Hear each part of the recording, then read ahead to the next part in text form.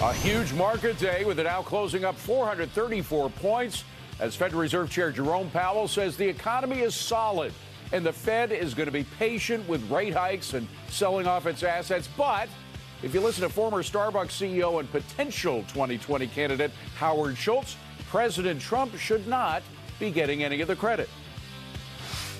Would you give the president credit for having a 3.9% unemployment rate? That's the lowest since 1969. Wages have started to come back. Would you give him credit for that? No, I would not give him credit for that, because I think the reduction in the corporate tax rate of 21% was wrong and irrational. He missed a massive opportunity for comprehensive tax reform. But if you look at the facts are 40% of the American people do not have $400 in the bank. 5 million young people in America, mostly black and Latino, are not in school and not in work. 1 out of 6 Americans are food insecure. Yeah. So, no, I don't give the president credit for any of that.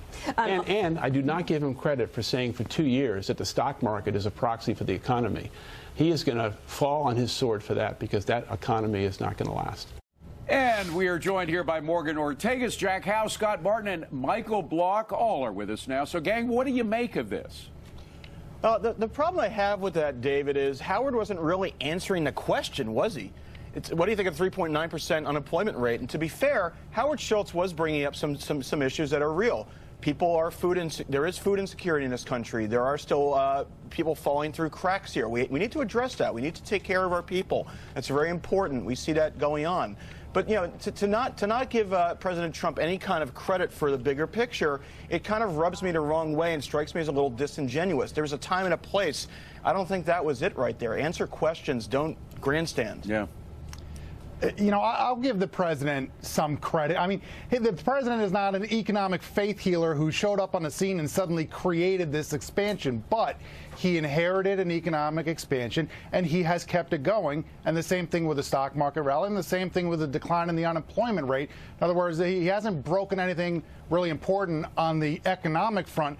We are going to see, however, a downshift in growth this year, no matter what happens. What's going on with Howard Schultz is billionaires around this country saw Donald Trump, who had never ran for political office, win the presidency, and every billionaire said, "Oh, I can do that." And he went into this with extreme naivete.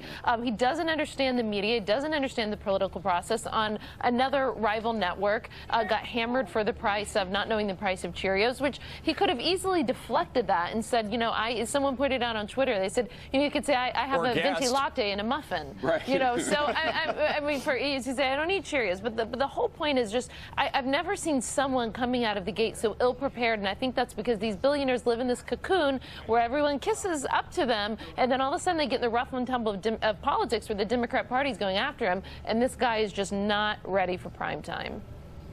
Bad preparation is a good call, Morgan. He'll get sharpened up as this kind of develops. But, Jack, I mean, Trump inherited an economic expansion. I mean, what? An expansion that was growing at 1.5%, maybe 2%, a job market that was struggling to put together 200,000 jobs added per month, a Fed that was at zero interest rates for many, many years and starting to have to raise rates, which the market obviously didn't like, say, some months ago. So, to me, Trump has taken this economy and actually put it back on the rails in the sense of seeing real economic growth. We've seen the middle class get lifted up finally after being left behind. And businesses, business owners, business people in charge, like once Howard Schultz was once upon a time, actually are starting to laud some of the policies that he's put in place. You know what the estimated growth rate for S&P 500 earnings is for the first quarter? Not the fourth quarter, because we had tax cuts to push that higher. For the first quarter, it's zero right now.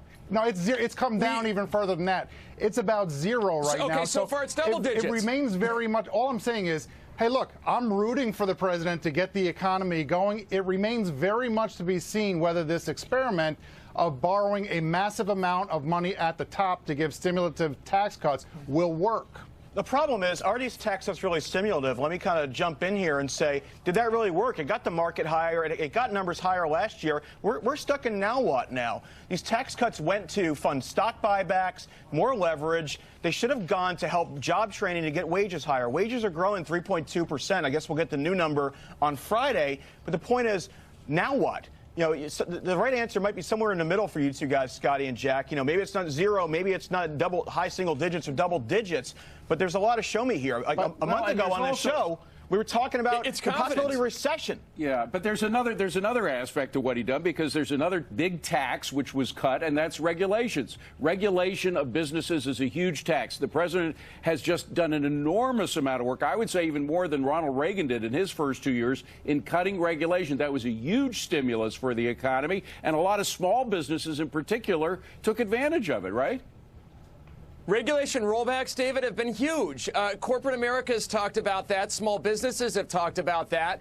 And, Jack, I mean, schmorecast. I mean, yes, forecast to be, what, 0% growth so far? Now we're in double digits already. Well, so those earning numbers are really going to have to come down. I mean, look at Facebook today. Some of these other names that have come out. Microsoft, even though they're down aftermarket, wasn't that terrible. So, look, I think if you look at what Trump's put into this docket so far, yes, the tax cuts, to Mike's point, have probably been a little bit of a wane. They were maybe more of a T-shirt than anything. But that has inspired business confidence going forward that at least this is going to be a better environment than the last 8 years previous to Trump. I've got another forecast, and that is, we started talking about Schultz.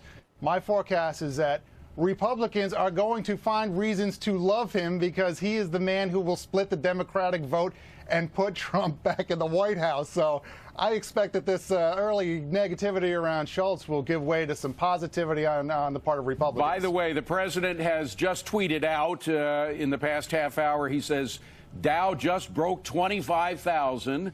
Tremendous news. So clearly the president's taking credit for it. And remember, I think Scott actually did mention this fact, that the president's jawboning of the Fed, as much as it was scorrugated at first, everybody said it was terrible, that president should never do that. Well, it seems to have had some effect, right? Well, the Fed chair, I mean, he went in his press conference today, went in extreme lengths to say that he's not influenced by politics and is data-driven and, you know, that sort of thing. I mean, I think clearly he's looking at the global indicators as well, especially slowing growth in China, and we'll see what sort of effect the sanctions on Venezuela, for example, does to the oil markets there. I don't think we're in dangerous territory, but I don't think Powell was really reacting to the president. I'm going to keep saying that. We saw the tweets. No, I think Powell was reacting to something more important, the markets. Everyone says the Fed's data dependent. Then we have this camp saying his ear is getting pulled a little bit by the president. I think his ear was getting pulled by the market tanking the way it did in Q4.